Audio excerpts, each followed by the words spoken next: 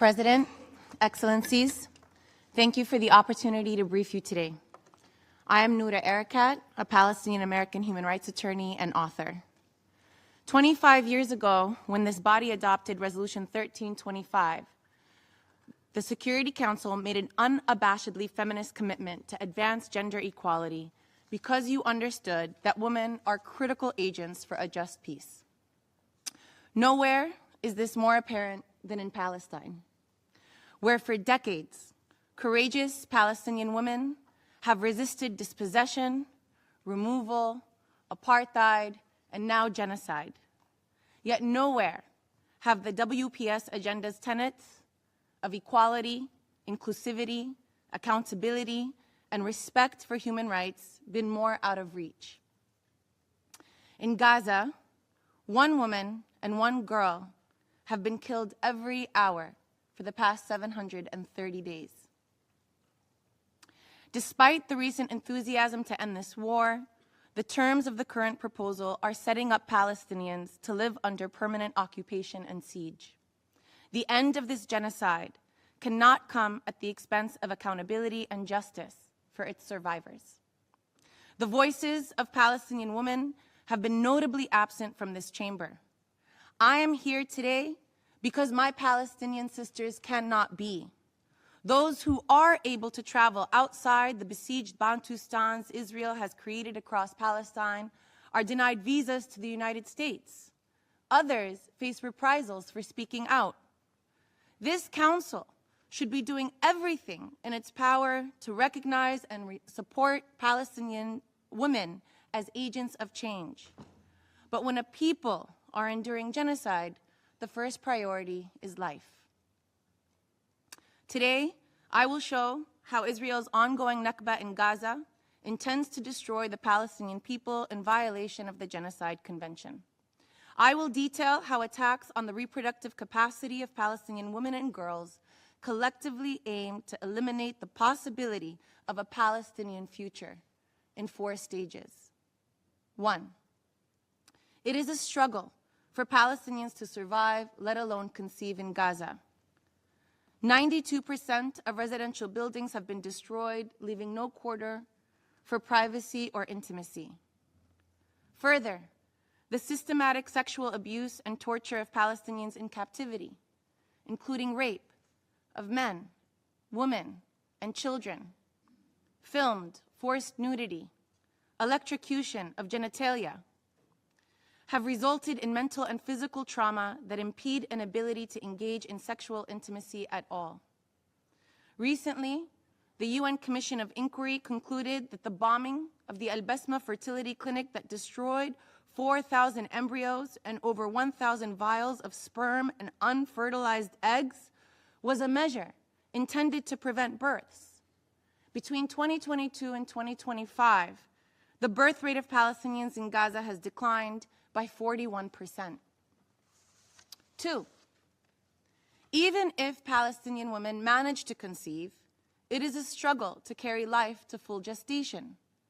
In addition to the trauma of incessant bombardment, attacks on medical facilities, hunger, and disease, it is impossible for women to meet basic needs, let alone access their sexual and reproductive rights. Shema Jabir Thabit became pregnant with her first child during the genocide. On the day her shelter was bombed in Nusayrat, Shema described how she fled by foot without destination, how she saw women fainting from shock and children screaming in fear, how she felt it was truly a day of judgment. A week later, doctors told her that her baby would not survive. By 2024, the rate of miscarriage in Gaza has increased by 300%. 3, even if Palestinian women manage to carry life, it is a struggle to deliver. As of August, some 55,000 Palestinian women lack access to prenatal care, increasing the risk of postpartum hemorrhage, the leading cause of maternal death. Maha went into labor in Rafah. The city, originally home to 300,000 people, was sheltering 1.5 million. She was turned away from the hospital due to capacity constraints and forced to deliver in a public bathroom.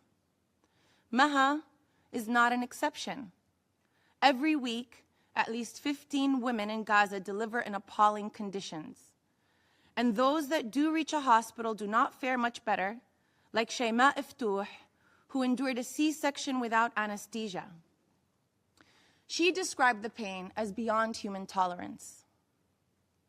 4, even if women and their babies survive, it is a struggle to keep Palestinian newborns alive. Famine has been confirmed in Gaza.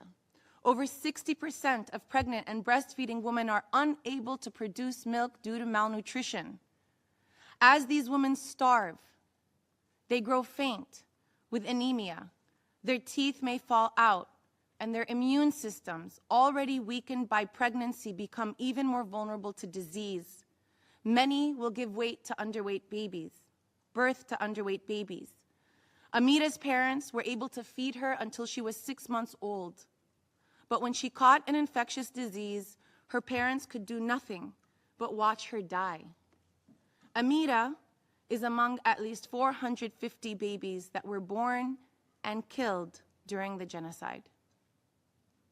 Taking together, these 4 stages of attack on survival and intimacy, pregnancy and gestation, labor and delivery, and child rearing and parenting show the intensity of attack on the ability of Palestinians in Gaza to reproduce and continue life.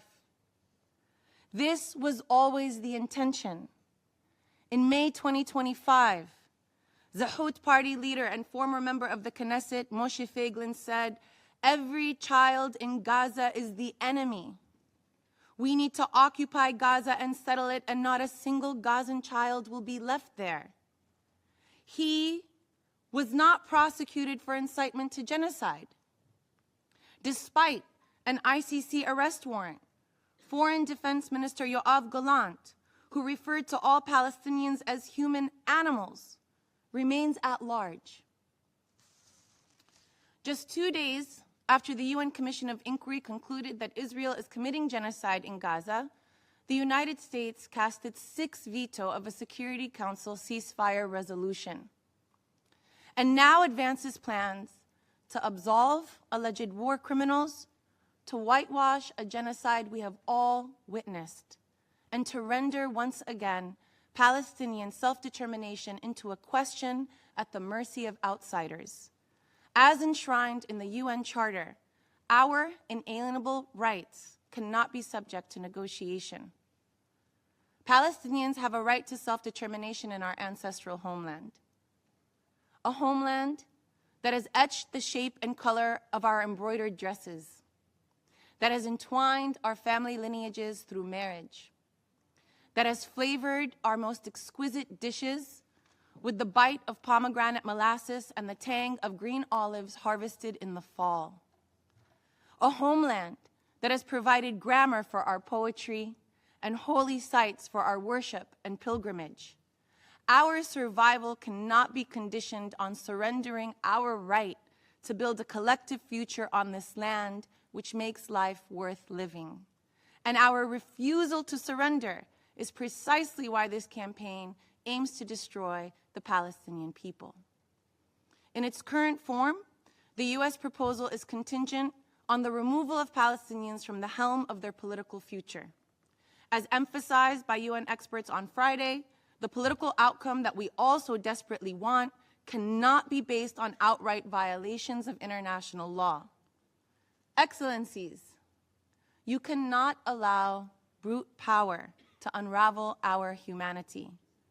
I therefore urge you to insist that any solution to end the genocide not come at the expense of accountability or respect for international law, to ensure, as stipulated by the ICJ, that the end of occupation is overseen by the UN, not Israel and its allies, to protect the integrity of ongoing proceedings at the ICJ and the ICC, to end the transfer of arms and other equipment or items, including jet fuel, to Israel, to pursue prosecution of individuals, corporations, and media companies complicit in genocide, and to ensure that Palestinian women can meaningfully participate in rebuilding their societies and ultimately forging our collective futures.